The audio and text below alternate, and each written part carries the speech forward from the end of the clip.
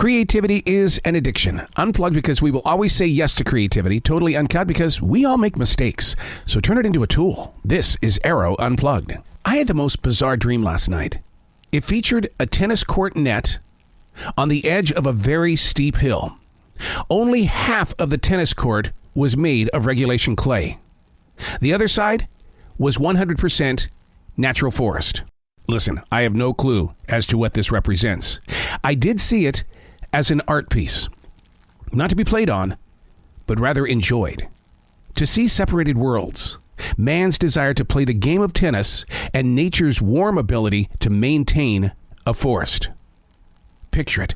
Each side of the net requires attention and dedication. The lines drawn upon the clay create boundaries, whereas the forest remains untamed, especially the hill on the other side. But what was the message in the dream? I don't play tennis, but my life is blessed with an inner city celebration of trees, to which we pruned yesterday. Was this dream the trees speaking with me?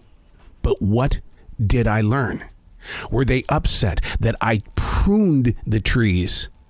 And inside their stories, it was like, oh, so you want to put some beauty in your life, like the human other beings? You want us to look great, but you don't want us to look natural? Could be. Could be. I just know that trees speak.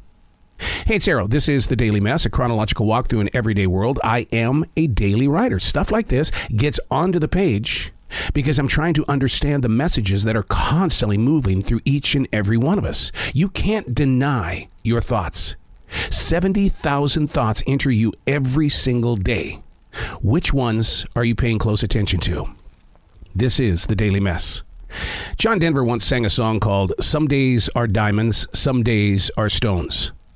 Yeah, I had to look at the lyrics because my interpretation is based on John, or the songwriter, having a shattered heart or a shattered dream.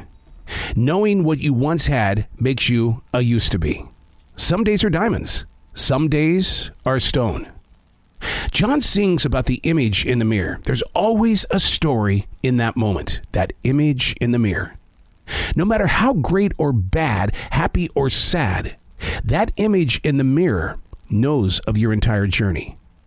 And through choice, it says nothing. But what would you like the mirrored image to say to you? What if you were granted 3 mirrored image hugs in one lifetime? Would you use them up or keep them held back for other times of change and challenge? If some days are stones, what's inside the stones? Break it open. Lord knows when I was a kid, we would break those rocks open to see if there was an egg in there. We would want to see the colors on the inside of that stone.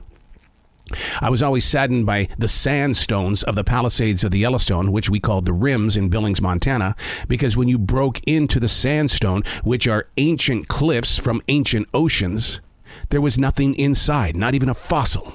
So I was always disappointed, not in the mountain or the stone, but myself. My recklessness destroyed something that has been there for millions of years. Some days are diamonds, some days are stones. What if the mirrored image could reach out and turn your stone into a diamond?